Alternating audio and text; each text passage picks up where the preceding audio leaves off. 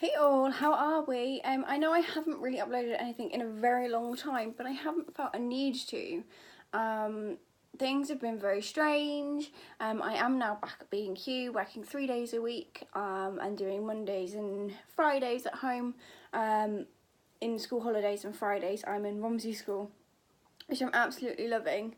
And I definitely want to carry on down that path. But I've just come back. Oh my gosh, look at the state of this t-shirt. Just taking it out the drawer and it's... There we go. So I've just come back from Belgium. I say just, it is Monday now. So last Thursday I came back from Belgium. I was working with Leisure on the Great Pilgrimage 90, and it was such an honour. So Great Pilgrimage 90 is a parade that went through Ypres, up to the Menin Gate, and then a service that was held. So 90 years ago, the British Legion took out, well, it wasn't the British Legion at that point, they took out veterans and families to go and say their piece at the graves of those that had remained out in Belgium and France. Now, as you can imagine, 90 years ago, this was all done by train, and much more difficult for us. Excuse me. We had 55 coaches, half based in Belgium, half based in Somme, in France. I went across as support crew and backup battlefield guide, and I spent the time with an incredible guy who I have the utmost admiration for, and it was really good to spend some time with him. So we were based up in Belgium, and we were just really helping coordinate things, and we were on the ground to ask the questions, answer questions, making sure people were moving through fine. And it was really interesting. We met some incredible people. So there were people from Ireland, Scotland, Wales, all over England, Dorset, London, Kent, all over the place. It was phenomenal. We had a couple of people there whose family were on the original one, so that was really nice. We had family there that were actually visiting relatives in certain cemeteries, and that was incredible as well. And I've come back and I'm in one of those very reflective moods now. Sadly, I had to go straight back into B&Q on Friday. Basically, I only had to take the 2 days holiday. And that was a real... Every time I do this and then I go back into like normal work, I get very disheartened in that that's not what I want to do. It doesn't seem important to me anymore. Just moving stock around. But you know what? In the grand scheme of things, it is important to some people. So, hey, do you know what? Fine, fair enough. Still got this cough going on, which I had before I went out.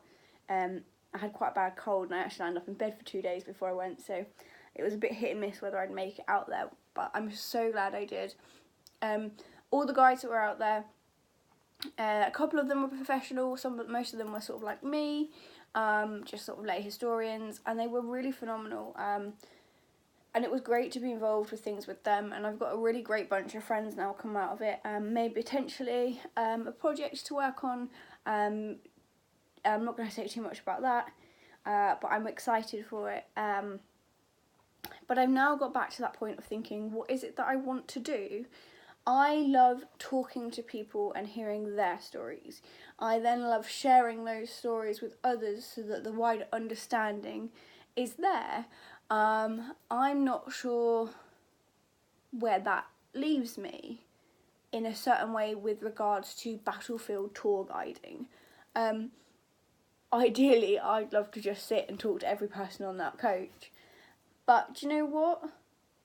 I wouldn't turn the opportunity down. Leisure are just about to launch their school side of things, or relaunch it, I should say. And that really intrigues me because I firmly believe that, after the centenary, there's going to be a lull in the Great War interest. It's inevitable, and I think the easiest way to catch the children is to take them out there so that they can understand it. They can walk some of the trenches, such as Rimini Ridge, Hooge Crater, Zonnebeek. They can see the cemeteries all over the place, the really large memorials, such as Tierpeville, such as the Menin Gate. They can also see some of the smaller ones, like the Welsh ones, the Canadian ones, and I think it's really important for them to understand the devastation on the actual scenery as they see it in front of them. And I think that's really where my interest now lies. this is a complete turnaround to what I thought it was going to be. I thought I was going to... I don't know. I actually don't know what I thought. And I just feel a little bit lost again. I'm loving the teaching side of things, so I'm definitely following that through.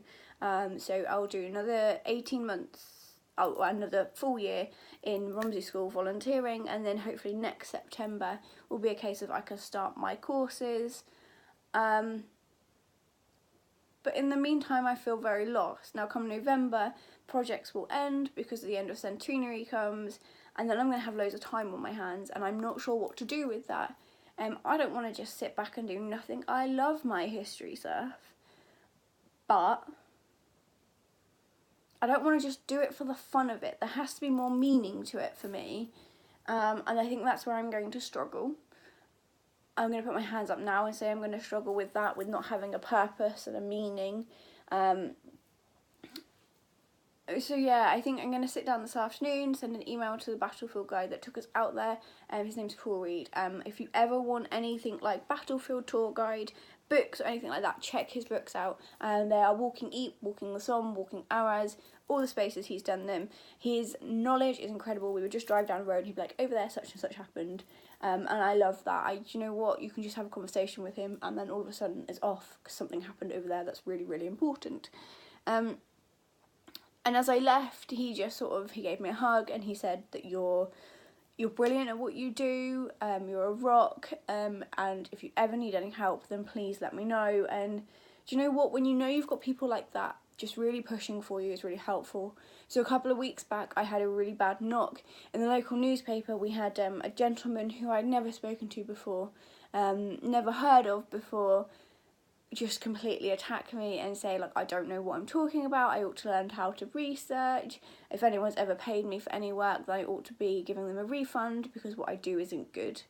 And that knocked me for 6. So I think I've just learned in the last couple of weeks, you can have your opinion, absolutely. I'm never going to say you can't, but do you know what? Think about what your words are actually doing to people. I stayed in bed for 2 days thinking I was absolutely worthless because some idiot that I've never spoken to decided to attack me. If you've got a problem, come and say it to my face and then we can deal with it together. If you think there's errors, if you think there's just anything wrong, come and speak to me rather than go, no, because I don't have the time for that anymore.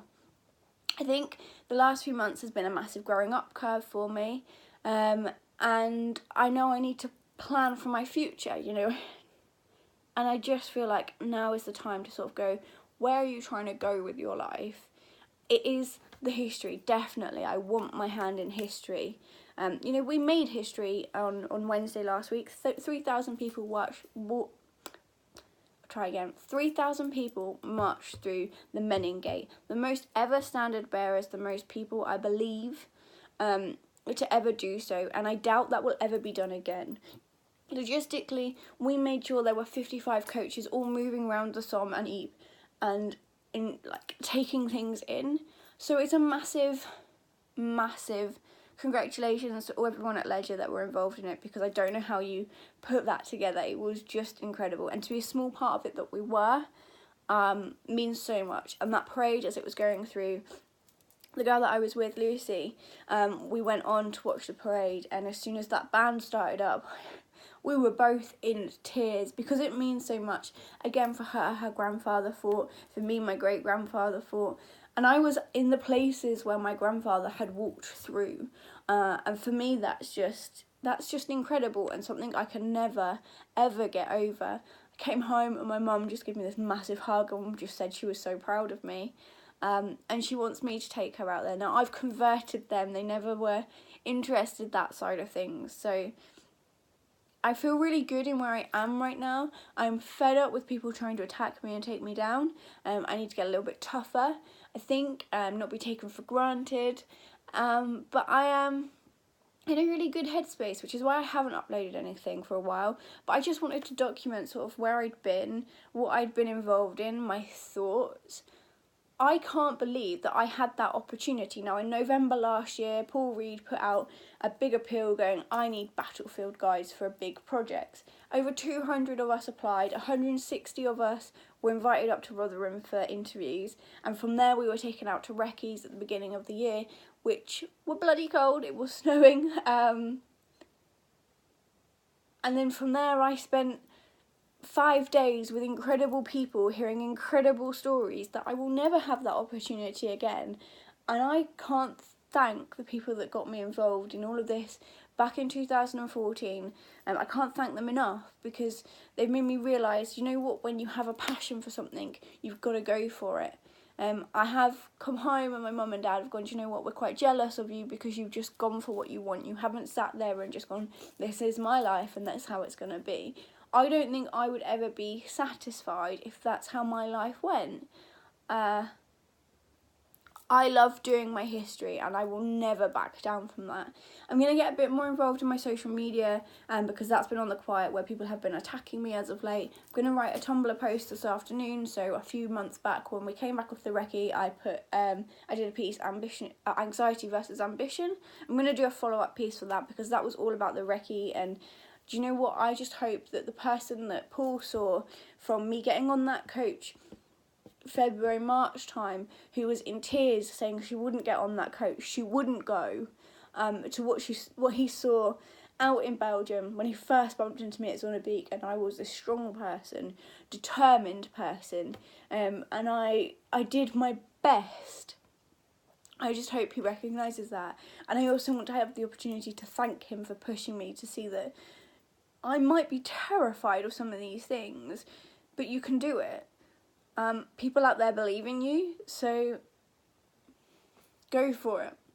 Absolutely go for it, because you are better off going for it than sitting there wondering what could have been. I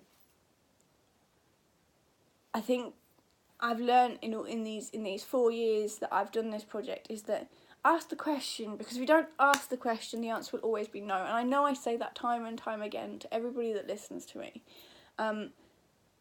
But I hope that I'm just proof, and I'm showing to people that good can happen from just saying yes, or I want to try it. All I can say is, if you have a passion, go for it.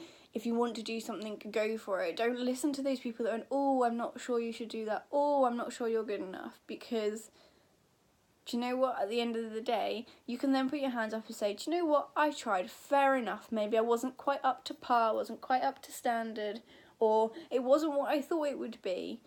But it beats looking at that person sat on the side going, oh, I wish I had. Because there is nothing worse than the regret of not knowing. Yeah, and I just feel really strongly about that. You know, I'm incredibly privileged to be part of some of the things I've been part of. There are still some things that I'm due to be part of that I'm so looking forward to. I'm going to be really upset when the end of the centenary comes, because my whole world has been wrapped up in this in 4 years. I'm going to feel a little lost. I'm not going to lie, I'm going to feel lost. And I'm going to have to find a new purpose. Now, there will always be people that need to triumph the Great War and continue to research and continue to push it, because it cannot be forgotten, and that's really, really crucial. It cannot be forgotten. And I hope I can find a way of being one of those people, an ambassador or whatever you want to call it, for those people that shouldn't be forgotten because of what they did. They fought hard. I'm going to try and hopefully do a few more of these videos, maybe once a week, maybe every other week, with stuff going on. Just thought, as I say, my social media, I hope, is going to be stepped up again, because I've got that drive back in me to carry on. I was feeling very low with the attacks and things, so I think the trip really happened at the right time. And all I can say to you out there, if anybody's watching these, if anybody's listening to these, is please don't listen to those people. They are jumped up little people who are sat in their own home doing nothing, achieving nothing. Generally, 9 times out of 10, actually, the people that I've spoken to about that article just think it's utter nonsense. And actually, a couple of people who know of the person, it's because they've tried to do what I've done and they just haven't got anywhere. my name is attached to something that will go down in history. That's not why I did it. But do you know what? If I've made sure these men that fought so hard 100 years ago, and I've made sure their names won't be forgotten, then I'm proud of that. I'm proud of what I've done. I'm going to leave it there because I just feel like I'm going on a bit of a tangent. As I say, I'm going to write a Tumblr post later on and I'll pop that up as well. If you want to see more of these, let me know. If you want to see more of certain stuff, let me know. I'm definitely going to push more of it. I'm going to think a bit more out of the box as well, so it's not just me sat here like this. I might take you out to a few cemeteries. I'm certainly going to try and vlog a little bit more when we go to Belgium in a couple of weeks. They're going out with my boyfriend, so not sure how that one's going to go down. But you know what, guys? Just reach for the stars. That's all I can say. And I know it's really cliche, but I think you should. Definitely think you should. I will see you all hopefully next week or the week after. I hope you're all very, very well. Any questions, anything like that, just shout me out down below. I'll keep an eye out. And I will speak to you all soon. Bye!